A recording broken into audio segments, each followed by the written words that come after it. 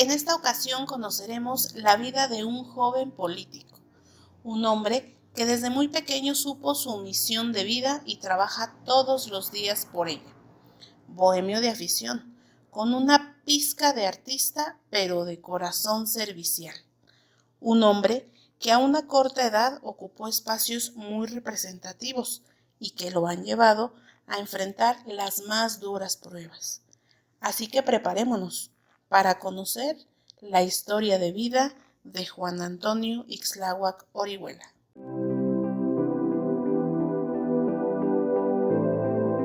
Le damos la más cordial bienvenida al licenciado Antonio Ixtláhuac Orihuela.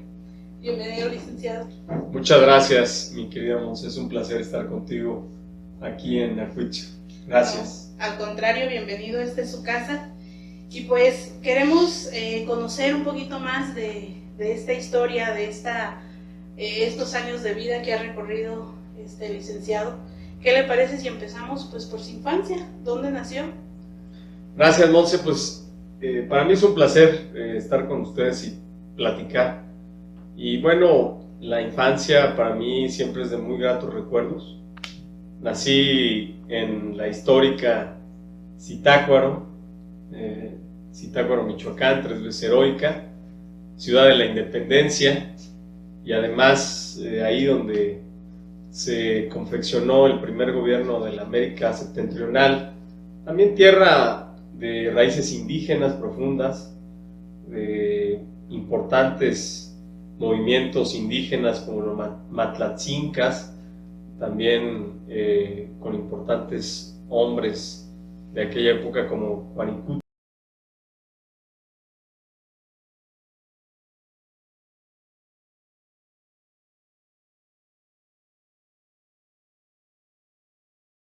Muy rica en recursos naturales, que tiene lo mismo presa que bosque, que tiene planicies y que tiene regiones muy prósperas. Me siento muy orgulloso de ser zitacuarense, mi querida Monse. Qué ahí bueno. desarrollé mi infancia básicamente. ¿Sus padres? Bueno, mis padres, mi padre ya no vive.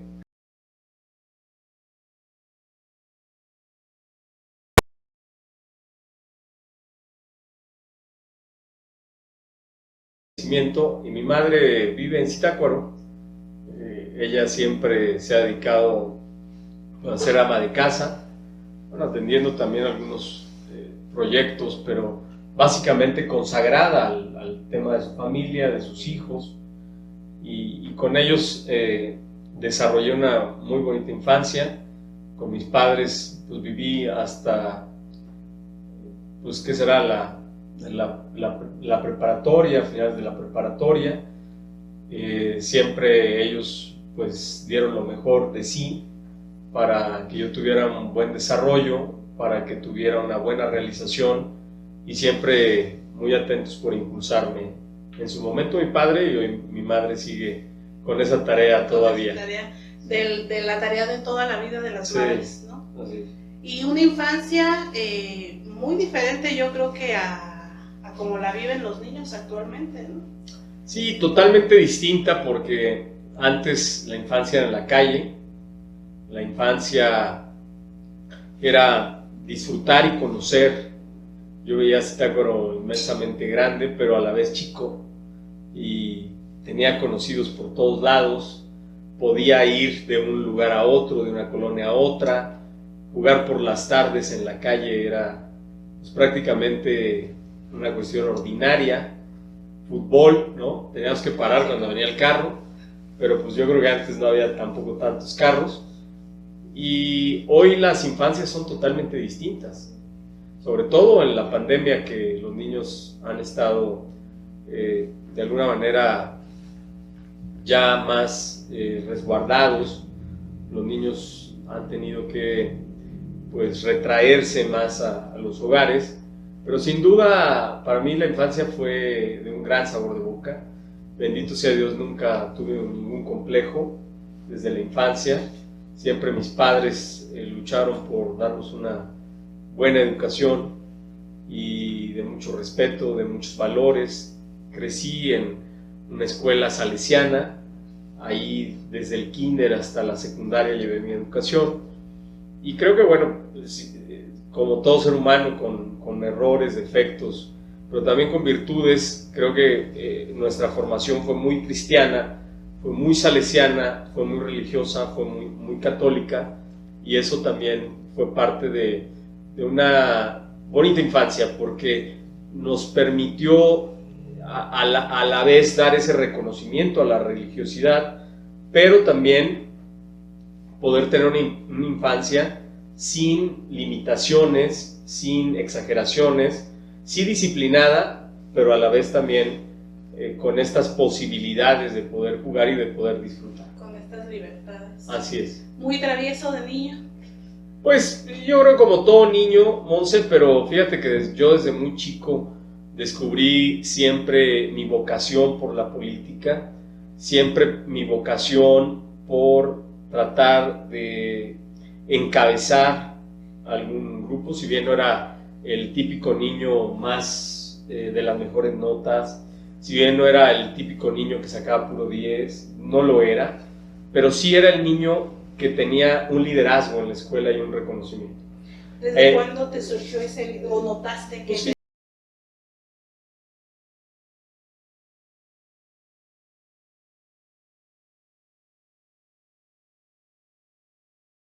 Famosos festivales del Día de la Madre, era así como la parte que me ponían para cantar o para recitar, y desde muy niño incluso se llegó a dar que mi madre no era partidario de eso, ni estábamos en eso, pero desde muy niño incluso hasta me querían contratar para ir a cantar a alguna fiesta en lo particular, ¿no? Tampoco era el gran tenor, pero destacaba yo desde niño por esta parte. Me gustaba mucho la música, me gustaba mucho cantar. Es otro como característica que tiene, ¿no? Sí, y la política me empezó a gustar desde muy niño también, ¿no? Yo lo noté, lo sentí, tenía como una importante atracción con la política, y esto lo reflejaba al mismo jugar con los propios muñecos, ¿no? O sea, yo jugaba a los muñecos, pero era así como algo estilo política, ¿no? ¿Quién era el presidente y quién era el gabinete? O sea, era esa parte, ¿no? Que descubrí desde muy niño. O sea, sí. Pero ¿en qué momento lo empiezas a desarrollar? Porque por lo regular a veces en la época de la secundaria es que empiezas ya que... Bueno, la secundaria fue mucho más pronunciado, empecé a recibir invitaciones, en la secundaria empecé a ganar concursos de oratoria, y esto me abrió una grandísima oportunidad y un gran reconocimiento para afianzar un liderazgo dentro de la escuela que siguió con la constitución de movimientos en Zitácuaro, y además también con el liderazgo ya de algunas actividades, ¿no? Altruistas, de beneficio, y luego esto se concatena con mi estudio en México de ciencia política, que lo tenía muy claro también. Entonces todo esto se me fue dando, sí, muy natural, muy en cascada. ¿No pensaste en algún momento en dedicarte a otra cosa? ¿No te llegó sí, claro, la espinita de...? Claro, a mí me encanta el escenario, y yo en el escenario como esté, ya sea dando una plática, ya sea dando un discurso, o ya sea hasta cantando, la verdad es que para mí es una realización estar en un escenario. Y por supuesto que sí lo pensé. Hubo un tiempo en mi época, entre la prepa y la universidad, más en la prepa, que yo voy a estudiar lo que es locución y narración deportiva a una escuela filial de Televisa. Trabajo en Televisa, de hecho, ¿no? Hago trabajo en Televisa, no salí totalmente a cuadro, pero sí tuve la oportunidad de estar en Televisa, y también hubiera sido para mí muy importante poder dedicarme a ese tema de la locución, y a lo mejor no estaría metido en tantos conflictos sí, como hoy en la política, ¿no? Pero te ganó el tema de la política. Hubo un momento en mi vida que tuve que decidir entre lo que es la política, porque se estaba cruzando mucho el trabajo en Televisa, de ir a horas inusuales, como, pues no sé, como novato, como primer ingreso, te ponen horarios muy difíciles, hacer tareas muy complicadas, para poder cumplir con la parte de Televisa, y eso estaba entrando en contraste con lo que es el estudio. Entonces dije, pues a ver, voy a sacar adelante mi escuela, no voy a seguir yendo a lo de Televisa, y decidí seguir por la parte de la política, ¿no? Ya después se vino mis incursiones más directas como aspirante y también a ocupar algunos cargos y algunas responsabilidades, por lo cual ya fue muy complicado poder dar brinco a otro lado. Recientemente, que será el año pasado, estuve de analista político en TV Azteca, que eso me permitió volver a sentir un poco la parte de la locución, la televisión, y bueno, pues esta parte volvió a revivir ahí ciertas cosas del pasado. Otra vez, que igual, si se da en algún momento, pues sin problema puede regresar. Sí, sin duda, yo creo que no está peleada una cosa con otra, ¿no? Y en esta época de preparatoria, ya donde estabas ahí incursionando en los temas de política, ¿qué tal las novias? ¿Muy noviero, Toño? Pues bueno, yo creo que esa parte siempre ha estado ahí. Sí, la verdad he sido un poco noviero.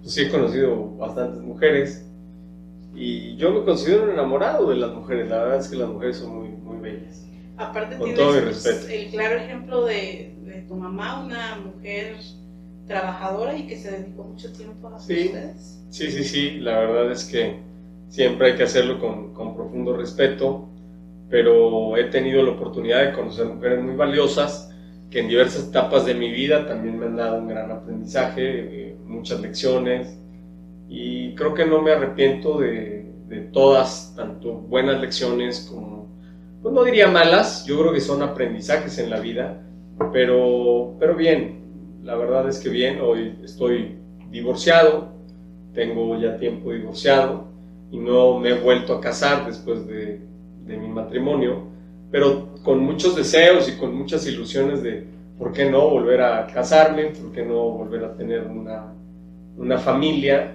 Sí, claro que tengo muchos deseos. De encontrar esa compañera de vida. Creo que siempre una mujer con la que uno decide hacer una vida no sé si es como un complemento o no. Yo creo que es como un equipo, es como una parte que te permite poder encarar la vida. Ni te da, ni te debe de quitar, ni te debe de dar. Yo creo que más bien es cómo esta parte de ambos pueden ayudarse para alcanzar propósitos en común, ¿verdad? Pero por ahora tampoco siento ese vacío, sino simplemente me preparo para poder, cuando se dé esa oportunidad, poder corresponderle a una persona y poder hacer un buen matrimonio. ¿Qué es lo que buscas, o qué es en lo primero que te fijas al conocer a una mujer? ¿A una mujer? ¿O qué es lo que más te llamaría la atención? ¿Cómo sería tu mujer ideal? Es una pregunta un poco difícil, ¿verdad? Pero pues yo creo que la magia del amor es una magia que no sabes por dónde entra por los ojos, y creo que al ver una mujer te puede impactar muchas cosas, que puede ser tanto su personalidad, como su físico, como su forma de pensar, como su energía. Yo creo que hay muchas cosas. Ya no estoy tanto en la época de decir, ay, qué bonito cuerpo tiene, o qué ojos tiene, o qué pelo. O sea, yo creo que son ya más cosas con las cuales me podría yo identificar. Ya no sería tanto esta cuestión que a lo mejor desde muy joven puedes decir, ay, sí, me deslumbra esta mujer por el súper cuerpo que tiene, ¿no? Pero me dice mi mamá siempre, o sea, la verdad es que no te fijes en el cuerpo de una mujer, sino más bien pregúntate a quién quieres al lado de tu vida, quién quieres que comparta la vida contigo, ¿no? ¿Quién quieres que duerma contigo en tu cama? Hasta puede ser al rato un enemigo, puede ser alguien que nada más por una cuestión física y estés compartiendo cosas muy íntimas, ¿no? Entonces, mi madre siempre me aconseja esas cosas de ten mucho cuidado, fíjate muy bien en otro tipo de cosas, no tanto en una cuestión física. Creo que al final de cuentas tiene mucha razón, porque el físico se deteriora, el físico se termina, dura poco, se puede pasar la emoción, pero aquella visión donde se entrelazan ideas, donde se pueden enriquecer proyectos, donde puedes tener esa buena energía, ese impulso, esa, pues de alguna manera, esa parte que pueda, en la cual te puedas refugiar a veces también de ciertas cosas complejas de la vida, pues eso no tiene precio. ¿Qué mejor que se pueda dar tanto en la parte física como en la parte, pues en la parte también de espiritual y en la parte de la personalidad, del comportamiento de la persona, de la mujer. De la otra persona. Así es. Oye, Toño, y ahorita que mencionas un punto muy importante sobre la belleza física, tú te has enfrentado, ya ves que ahorita el tema del acoso hacia la mujer, pues es un tema vigente, un tema delicado, complejo, pero tú como hombre, por ejemplo, ¿te has enfrentado también a situaciones de acoso? ¿O cómo lo sientes tú o cómo lo visualizas tú desde tu perspectiva de hombre? Pues, digo, yo creo que acoso puede tener cualquiera, ¿verdad? Sea hombre o sea mujer, tanto de manera directa como de manera indirecta. Hay personas que, si bien no tienen la valentía de poderlo decir, sí lo hacen de manera cobarde, y a veces en el trabajo, en cierta actividad, tratan de bloquearte hasta que tú se te prenda y vayas a hablar con la persona, y entonces sí te muestre como sus verdaderos deseos o sus verdaderas intenciones. Creo que yo no he sufrido tanto esa parte, porque creo que siempre mi carrera ha iniciado con posiciones, digamos, fuertes, de cuestiones de representación. Es decir, yo debuto en política para diputado local, ¿no? Yo antes tuve una responsabilidad como trabajar en el Estado de México, en el PRI. Ahí fui coordinador de asesores del PRI, que es un gran partido. Me refiero al PRI del Estado de México por sus éxitos, por su trabajo, y ahí tuve un gran trabajo, pero inicié de alguna manera en una posición importante. Luego de diputado local, pues es difícil que alguien, por la investidura que representas, pues te pueda hacer ese tipo de cosas, ¿no? De ahí fui a presidente municipal, a funcionario de gobierno, y luego diputado federal. Pues es decir, yo no he tenido tantas experiencias de ese tipo, más bien diría nulas, al menos que yo las identifique así, tal cual, pero sí creo que se da mucho en el ámbito público, y en todos los ámbitos se da muchísimo que hay este tipo de prácticas que son obscenas, indolentes, y creo que no deben de prevalecer en el ámbito público para que la gente pueda, pues, desarrollarse, tener un espacio, para que la gente pueda tener un cargo, una responsabilidad o una tarea. Muy bien. Ahorita lo mencionas, fuiste primero diputado local. Sí, diputado local. Y tengo entendido el diputado más joven. Sí. ¿Cómo fue? Primero ¿cómo fue enfrentarte a el PRI en ese momento, un partido donde estaba, pues yo creo que dominado por personajes como de una misma generación, sí, ¿no? Y tú como joven llegar y levantar la mano y decir, a ver, yo quiero. Fue muy difícil, y creo que a mí me ha acompañado solamente una suerte, y la suerte del trabajo, ¿no? Yo no he conocido otra suerte que no sea la del trabajo. Y claro, la bendición de Dios. Por supuesto que soy muy creyente en Dios, quien a quien le he depositado mi vida, mi trayectoria, mi trabajo y mi esfuerzo. Pero la verdad es que la otra parte ha sido trabajar. No ha sido confiarse, no ha sido ser heredero de nada, no ha sido ni apellido, ni absolutamente nada de eso. A mí me tocaron tiempos muy difíciles porque en aquel momento, si nos remitimos a inicios del 2000, finales de los 90, la verdad es que ser joven era una desventaja. Hoy ser joven tiene mucho más valor. Y hubo momentos recientes, un poquito atrás, que tenía más valor ser joven. Hoy ya es relativo, pero hace tiempo la verdad es que ser joven era una desventaja muy importante. Te acusaban de inexperto, te acusaban de falta de seriedad, te acusaban de pues, muchas cosas que creo que al final de cuentas, tratando de dar todo lo contrario, seriedad, compromiso, trabajo, esfuerzo, pues dedicarle a la política como tiene que ser, eso me fue abriendo el camino para poder demostrar que realmente la juventud más bien era un plus a un trabajo, y eso pues para mí al final de cuentas me fue ayudando muchísimo, pero no era fácil, claro. De alguna manera te minimizaban, te cerraban espacios, pero hay que irselos ganando con voz. Por eso dicen que el político debe tener 3 requisitos: tener grupo, tener voz y tener ideas. Creo que sin eso, pues prácticamente para un político se vuelve todo muy complejo. Sí, definitivamente.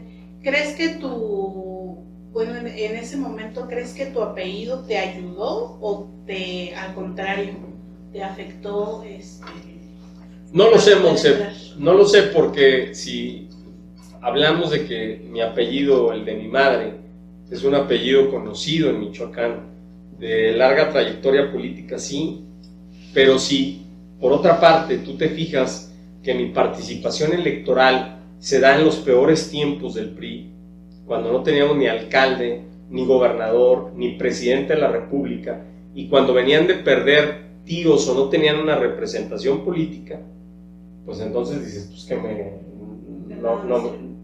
no es que no me sirva de nada, porque también creo que eso no lo puedo decir y no lo puedo medir, ¿verdad? Y sería muy indolente de mi parte el poder decir no me ha servido de nada. Creo que pues tanto tiene cosas positivas como ha tenido cosas negativas, pero eso no es lo importante, Monse. Lo importante es la carrera que tú haces, la carrera que tú te fijas, y además a la cual estás dispuesto a responder, porque ya no puedo yo responsabilizar a nadie ni quejarme de nada, porque es mi vida, es mi carrera y ha sido mi trabajo y mi esfuerzo. Claro que en política interactúas con gente para decisiones, para espacios, es una actividad de mucha interacción, pero de alguna manera yo no me puedo quejar ni responsabilizar a alguien de que si ahorita estuviera, de que si estaría mejor, de que si hubiera sido más rápido o de que si fue gracias a eso. No, la verdad es que yo creo que el único responsable de lo que soy hoy, de mi trabajo, de mi imagen, del esfuerzo, del capital que pueda representar yo, pues soy totalmente yo el responsable. A base de tantos años de trabajo. Pues así lo creo. Claro que ha habido mucha gente que me ha ayudado y a mí me choca la individualidad, porque creo que en la vida todos tenemos grandes apoyos, grandes ayudas, mucha gente que está alrededor de nosotros, sobre todo en la política. Pero también creo que los aliados no son para siempre, ni los enemigos son eternos. Muy bien. Y entonces, eres candidato a diputado local, en un momento, como lo dices, donde el PRI pues estaba pasando un mal momento. Sí, a ver, te pongo la radiografía de ese momento. Gobernaba Silvano Aureoles la presidencia de Zitácuaro, pidió licencia, dejó a una interina, pero era el gobierno de Silvano Aureoles, ¿no? La Diputación Federal estaba en manos de Pascual Sigala, la Diputación Local era la única del PRI, estaba Francisco Villaseñor, y el gobierno del Estado estaba Lázaro Cárdenas Batel, y el gobierno de la República Vicente Fox. O sea, no era un debut cómodo, ¿verdad? O sea, era un debut en condiciones de oposición. ¿Y no crees que a lo mejor eso de algún modo te hubiera beneficiado para que hubieran dicho, pues sí, vamos a ponerlo al fin que no tiene posibilidades, o como de relleno? O... No lo sé, Monse, porque son circunstancias en la vida que no se pueden calcular. Al final de cuentas, lo que pasó, pues pasó. Yo fui el candidato, pero fue en base a meter hombro, a meter pierna, a ir al campo de la batalla, a luchar, a creer. Yo siempre me he considerado una persona muy echada para adelante. Creo que, sobre todo antes, no digo que no lo sea hoy soy más calculador, hoy me detengo más a analizar las cosas, pero antes, pero por supuesto, imagínate a un chavo ahí en la ciudad más politizada del estado, porque de Zitácuaro han provenido muchos gobernadores. Entonces imagínate ese chavo ahí echando guamazos y tratando de destacar y abrirse ese paso en esa tierra tan emblemática de la política, tan representativa de la política, pues obviamente que no es una tarea sencilla, ¿no? Y yo no era representante de ninguna familia, ni de ningún apellido, yo era representante de un movimiento político, de un sentimiento ciudadano, de un sentimiento de una parte de la sociedad, y además posiblemente la representación de una generación entusiasta, con ganas de decir, ¿por qué no se va a poder?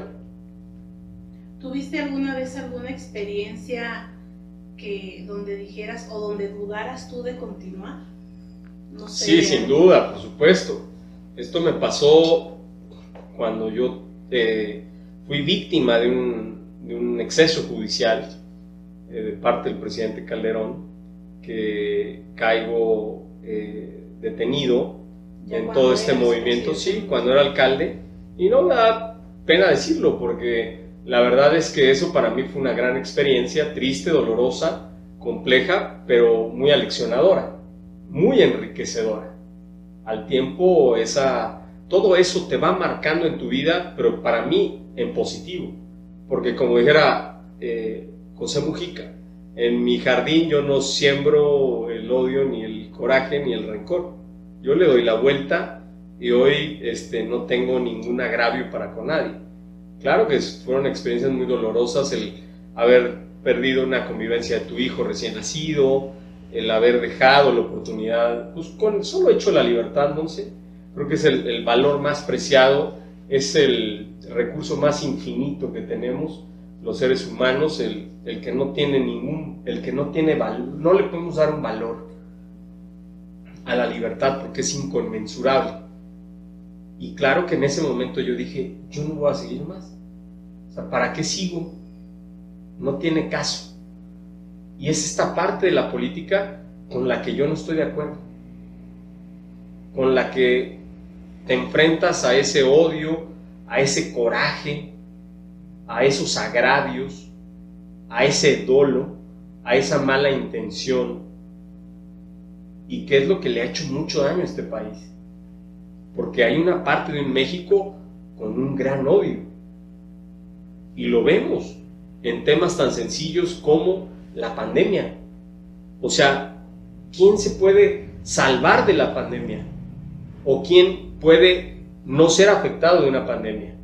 Sin embargo, hoy los odios hacen que en lugar de encarar una situación tan compleja, extraordinaria como la que vivimos juntos, la estemos encarando cada quien por su lado, bajo su visión, bajo sus condiciones. Y es lo mismo que sucede. ¿Y qué pasa en las campañas políticas? Hoy precisamente me mandaron un mensaje y digo, pues sigo sintiendo, claro, que creo que en esto te vas convirtiendo como los elefantes, dicen que tienes que ser como los elefantes, de piel gruesa, de trompa larga, de orejas grandes, ¿no? Y de tratar de tener la cola corta. Pero la verdad es que me llena de coraje todavía, que aunque sea algo escondido o algo que no tenga mayor importancia y relevancia, te empiecen a inventar semejantes cosas que ni en tu vida has hecho. O sea, mi vida ha estado consagrada a la política. Yo no tengo hoy en día un negocio de del campo o que haya aprovechado siendo diputado federal para sacar un recurso para mí o para mi familia. Por eso estoy aquí con la frente en alto y lo puedo decir y lo puedo hablar, que eso no sucede en la mayoría de muchos que se dedican a esto. Pasan por un cargo y aprovechan para servir.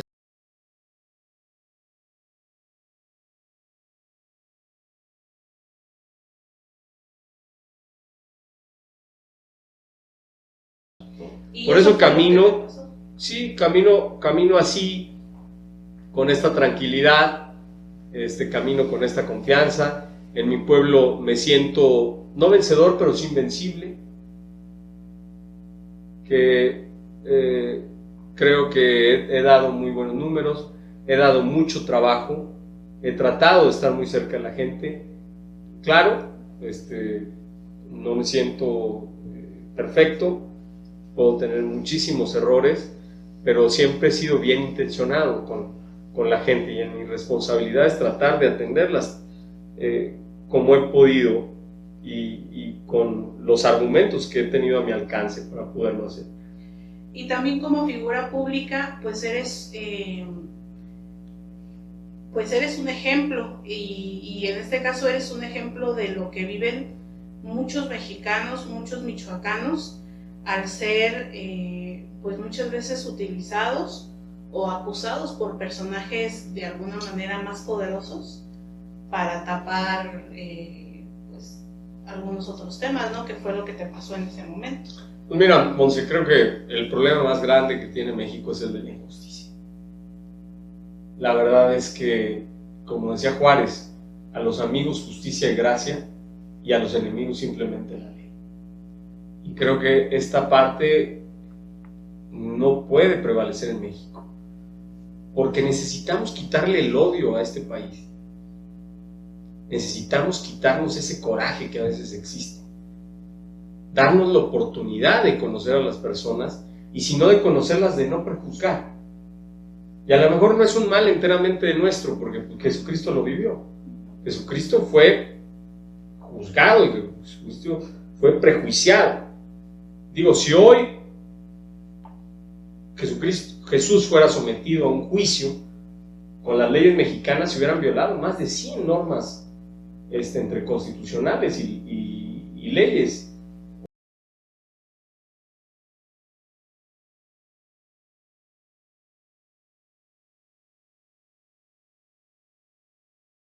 Que es parte de lo que vivimos, ¿no? Pero ¿qué esperamos quienes estamos en política? Esperamos respeto.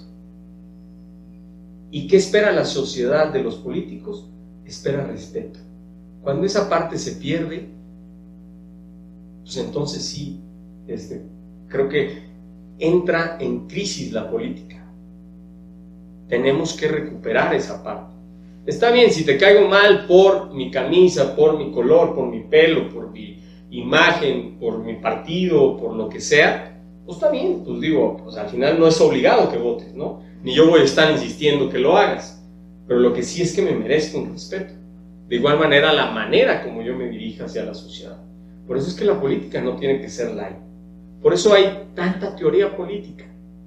Desde los griegos, que hablaban que quienes se tenían que dedicar a la política, o quienes se dedicaban a la política, eran de alguna manera las personas con mayores virtudes y mayores valores, con esa dedicación absoluta al tema,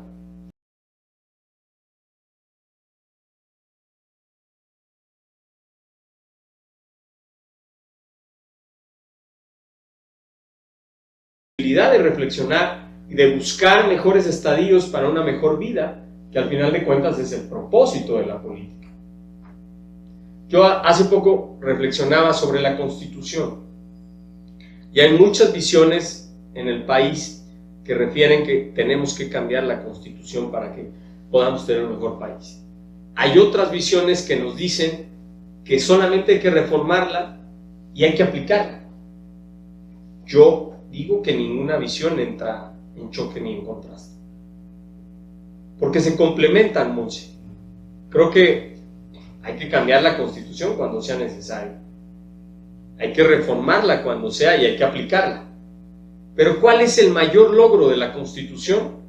Alcanzar la máxima expresión de la política, que es la unidad. Y alcanzar, por supuesto, la igualdad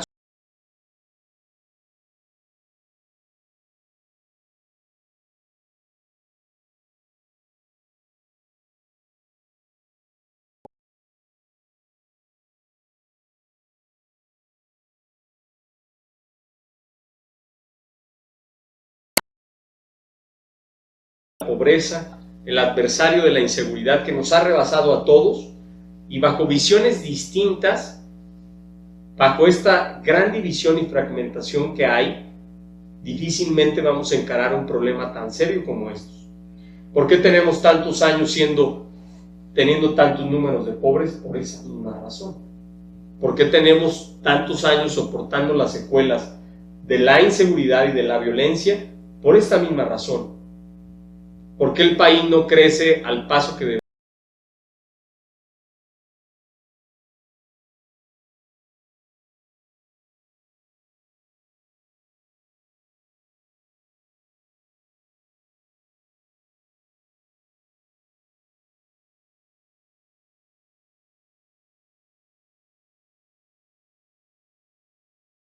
Nos han llevado a pelearnos entre nosotros en vez de tratar de resolver. Han generado un gran odio, creo yo, y han sido convenencieros. Creo que esta parte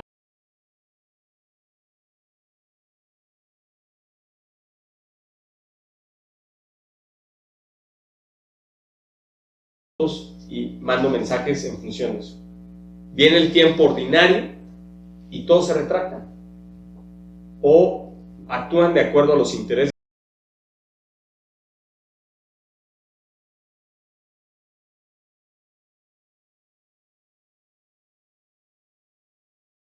del poder al gobierno, y el gobierno quiere más poder. Entonces es este jaloneo que no ayuda. Sin embargo, Monse, por encima de eso,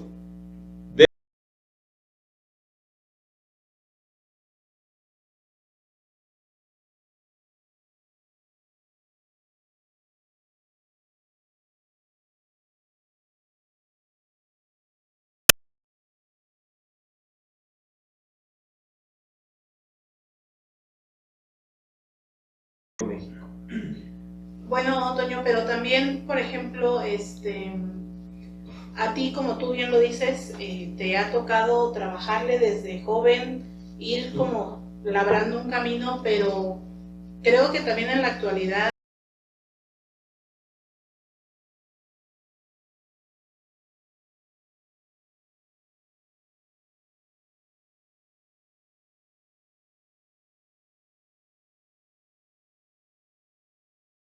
Monse, la política está intacta. La política está límpida. La política está esplendorosa.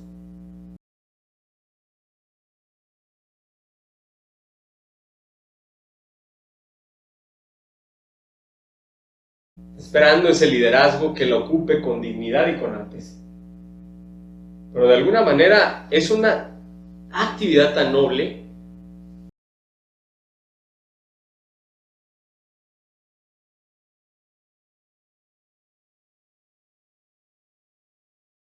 esa gran tarea.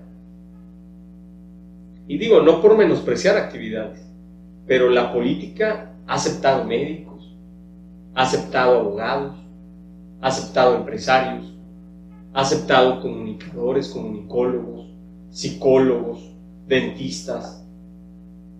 Y dice, ¿por qué nos empeñamos tanto en deshonrar a la política cuando ella está ahí?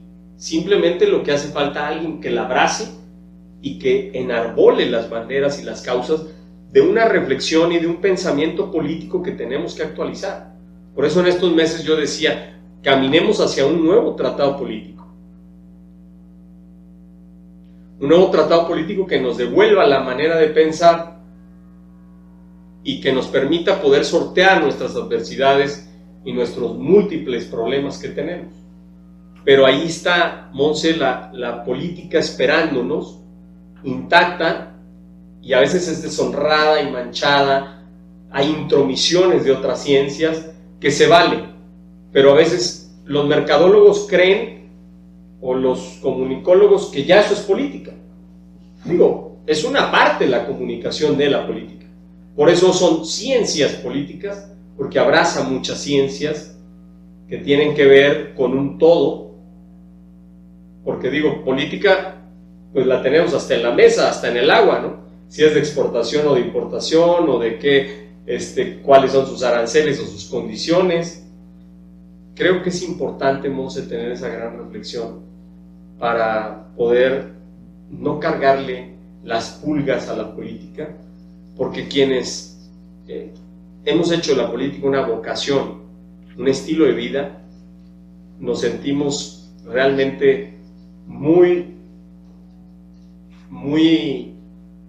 con un sentimiento de dolor, de una acusación permanente a algo que está esperando simplemente el cargo de la eficacia, el proyecto de la eficacia. Complejo sí, claro, porque creo que hasta manejar una casa es difícil, ¿no?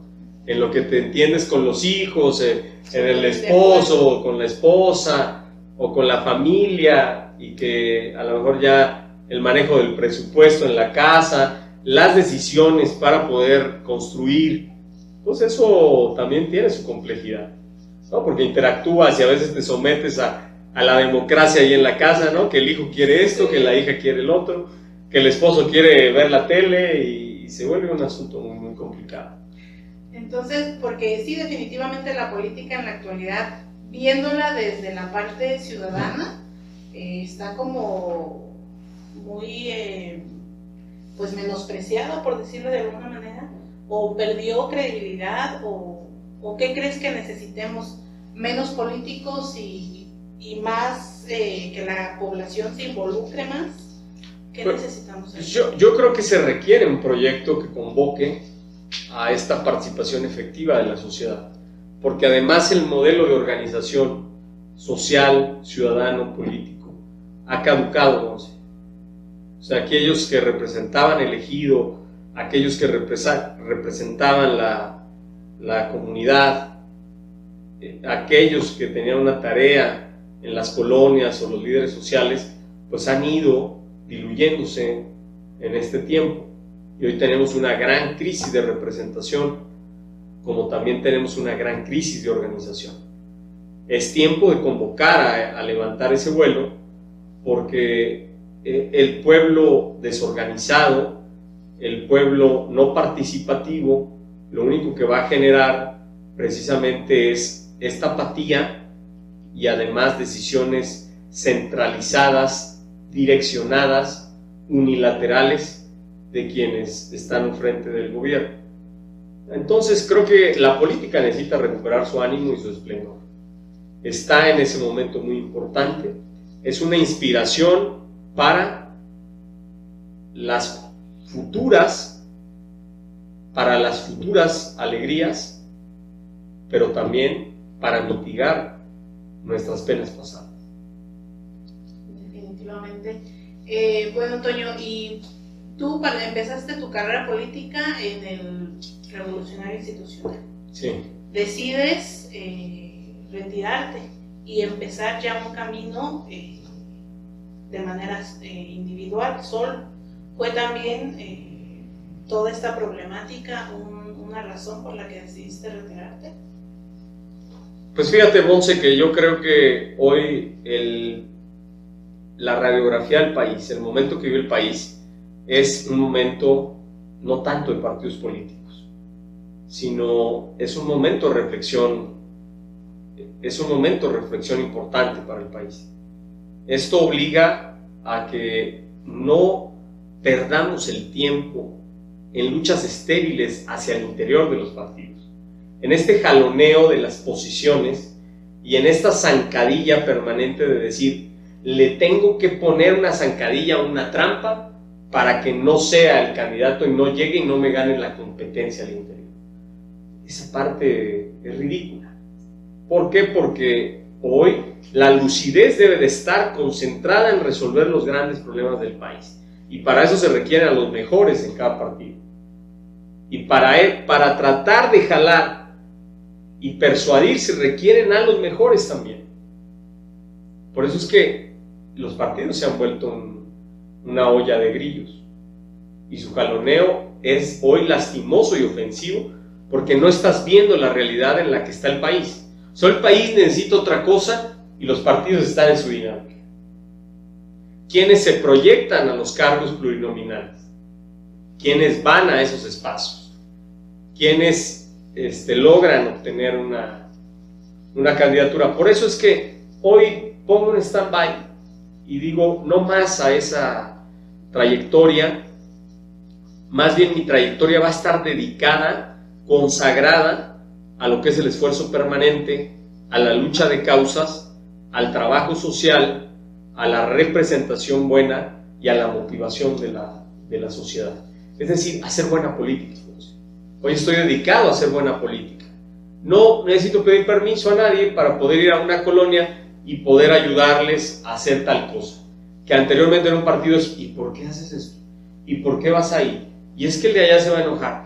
Permítanme, o sea, la verdad es que hay un amplio valle muy extenso donde está esperando mucha gente esa atención, ese mensaje y esa invitación para construir. Y aparte, pues también es un desgaste para la sociedad, porque justamente lo platicábamos ahorita, hay demasiados partidos políticos y como bien lo dices ya ahora de uno para otro lado, dejando en segundo o en último plano las verdaderas necesidades de la sociedad. Son leyes muy blandas, creo yo los requisitos son muy pobres y esto además de que los partidos hoy se han colgado, muchos, los nuevos sobre todo, de decir pues va Kiko de mi candidato, o va Paquita la del barrio, o va fulanito de tal, que es artista, ¿no? O el personaje o el luchador, o ¿cómo se llama? Un luchador, ¿no? Va también místico, y ¿no? El místico, no sé cuál de esos. Pero es decir, además de que reconozco que no hay trabajo, pues invito a quien me pueda sacar la chamba dignamente para tener lo que ocupo, votos, ¿no? Votos, pero yo creo que las leyes en materia de partidos han sido muy laxas, han sido muy blandas y creo que se tiene que hacer una revisión profunda de este sistema de partidos en México y la conveniencia para que el país pueda estar sosteniendo una burocracia de ahí que es totalmente atendida de manera ordinaria y de manera extraordinaria. Pero ¿crees que algún día se realice eso? Porque al final de cuentas pues, los legisladores de los partidos son los que modifican eso. No van a escupir para arriba, ¿no?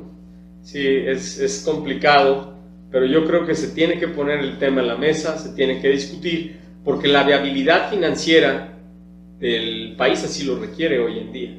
Y sobre todo es decir, la pandemia. Sí, o sea, dirigir recursos hacia donde los tienes que dirigir, Monse. El tema de la pandemia, siempre lo dije, tenemos que cambiar presupuestos, tenemos que dirigirlos a una cuestión emergente. Es como si tú tienes una emergencia en tu casa, pues lo que vas a hacer es atender esa emergencia, tanto en el recurso que tienes, a lo mejor en tu guardadito, a lo mejor en tus ahorros, pero vas a atender esa emergencia.